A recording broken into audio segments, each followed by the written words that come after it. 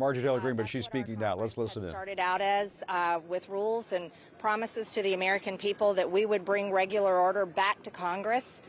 Speaker Johnson has betrayed that by passing 3 CRs and then forcing us to pass or to vote on a 2-part omnibus, the second one being today.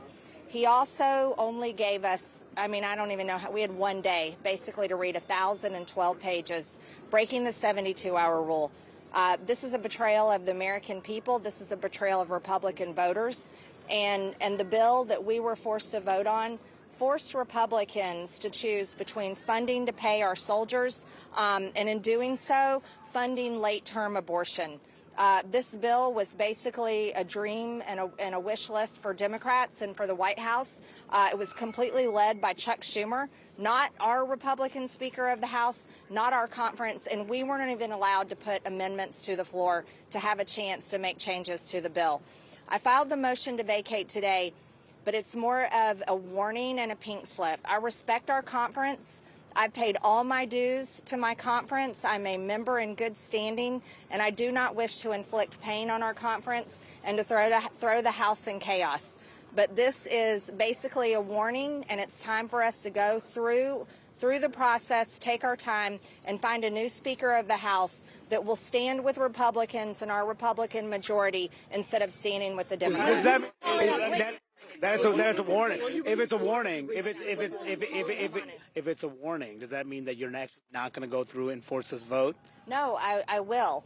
There's nothing that can convince you to back off. There's not a time limit on this. It doesn't have to be forced and throw the House into chaos. I don't want to put any of our members in a difficult place like we were for 3.5 weeks. We're going to continue our committee work. We're going to continue our investigations. There's a lot of good investigations going that have to be able to proceed, and the American people deserve that. But I'm not saying that it won't happen in 2 weeks or it won't happen in a month or who knows when. But I am saying the clock has started. It's time for our conference to choose a new speaker. Do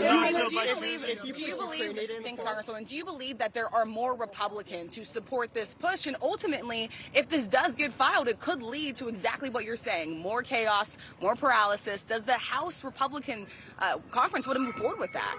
It's filed, but it's not voted on. It only gets voted on until I call it to the floor for a vote. Right. Jeffries has said he would help potentially, or not he would help, but the Democrats might be willing to help him survive if there was a motion to vacate. Are you worried about putting Johnson in a position where he would actually be holding to Democrats? I'm not worried about that at all. I'm not worried about that at all. I don't think that the American people, Republican voters across the country, want to see a Republican speaker that's held in place by Democrats. This is not exactly what people want. What do you need to hear from the speaker or anything else to not move forward? What will change your mind to not move forward? He heard from everyone all week long. Do not break the 72-hour rule. He heard from all of us. He heard from all of us all week long. Allow us to introduce amendments. Allow us to do our jobs. Allow us to represent the districts that voted for us and sent us here.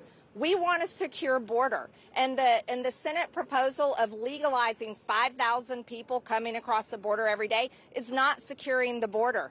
And this is giving up every point of leverage we have.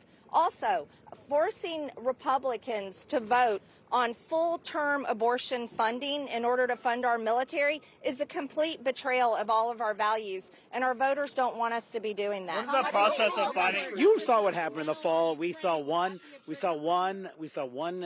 speaker candidate after another fall short of getting the votes necessary. You can't. How could you possibly even find someone to succeed Mike Johnson who could get the votes, keep this conference together, and not plunge this chamber into chaos? We're going to have to do it because the country is in crisis. We have a border invasion that's happening every single day. We have Americans under the age of 30, for the first time it's showing in all types of polling, have lost hope for their future. The younger generations can't afford to buy a home. Inflation is running rampant. Our country is in crisis, and we need real leaders that know how to fight, that know how to walk in a room and don't get rolled by the deep state and don't get rolled by the Democrats and don't get rolled into doing whatever it takes to maintain that power and position. We need a Speaker of the House that actually represents the people. This is the people's house.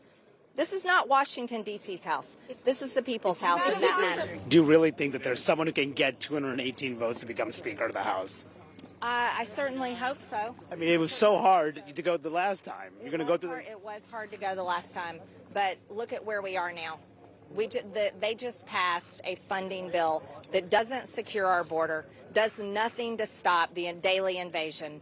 This budget funds full-term abortion. It funds DEI. It funds trans ideology on our youth as young as 12 years old. We're already in crisis. So is this the fight that you? for real leadership. Is this the fight you want to have in an election year? Absolutely, it's the fight I want to have in the election year because, damn it, I want to win that House. I want to win the White House. I want to win the Senate, and I want to restore this country back to greatness again, back to safety, back to security for every single American. Because right now we don't have it, and that's the fault of Democrats and the Biden administration. Congressman, you were against this when it was Kevin McCarthy. Congressman, after he cut a deal with Democrats for the budget. Why Did they take the whole thing? Okay, deep breath, America. Here we go again. Yep, you just saw Marjorie Taylor Greene making very clear in many different ways that she is done with Mike Johnson, that she has, as any member does, still has the ability to vacate the chair, which means that they can hold a vote to get rid of Mike Johnson. And she said she's filed a motion to do that. I want to go to Manu Raju, who you were seeing there for a while in that scrum with Marjorie Taylor Greene. The first question I have for you, Manu, is what I'm hearing from members of the House Republican leadership, and this is all complicated stuff, so we'll try to walk our viewers through it as we try to process what's happening, is that, yes, she filed a motion to vacate, to kick Mike Johnson out of the Speaker's chair, but she hasn't noticed it yet. Can you explain what the significance is of that? I will. Yes, I will. She needs to actually be called, address the House floor, and announce that she's moving ahead with this. That starts the clock. There'd be 2 legislative days after that happens on the floor where the vote must take place. And they're going on a 2-week recess, so this is not going to happen for a couple of weeks. The question will be how the votes come down if she does go forward with this. And I want to bring you one very key development. I'm talking to Congressman Tom Suozzi here because they're going to have votes. The Democrats will have to choose if they're going to have to vote to oust Mike Johnson or if they're going to vote to keep him in there. Congressman Suozzi, Democrat of New York, will you vote to keep Mike Johnson in as Speaker? Yes, I will. Why is that? Because it's absurd. He's getting kicked out for doing the right thing, keeping the government open. It has 2/3 support of the Congress, and the idea that he would be kicked out by these jokers is absurd. Will there be other Democrats who join you think? I hope so. Okay, thanks for your time. Thank you.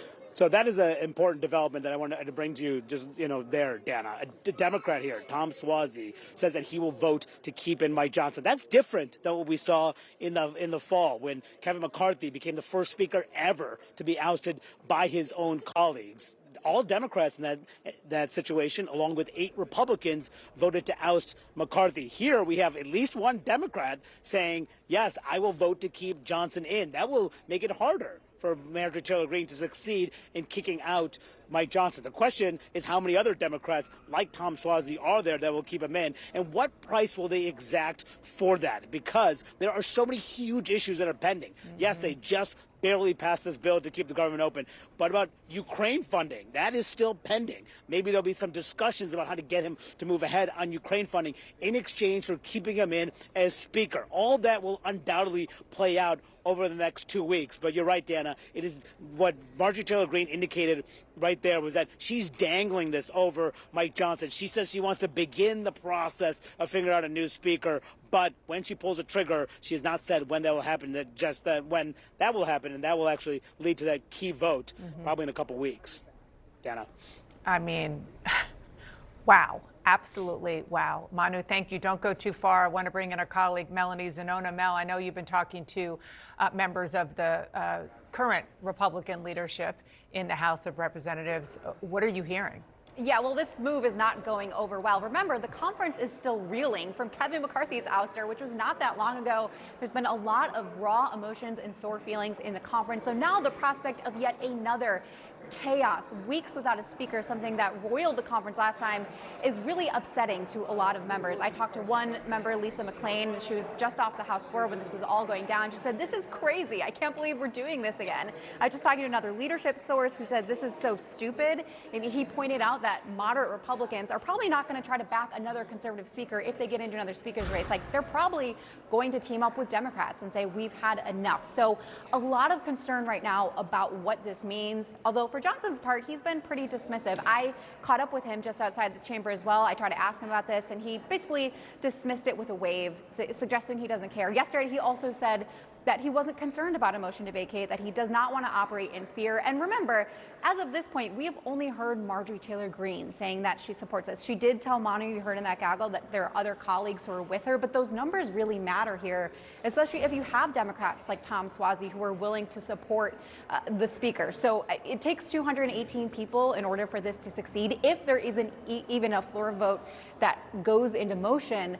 But at this point, it really is a headache for Johnson. They are going on a 2-week recess. When they come back, they're going to have to deal with the topic of Ukraine funding, which is another issue that has really divided the GOP conference. So a lot of headaches. And of course, this is looming over Johnson's head as he goes into the 2-week recess, Dana.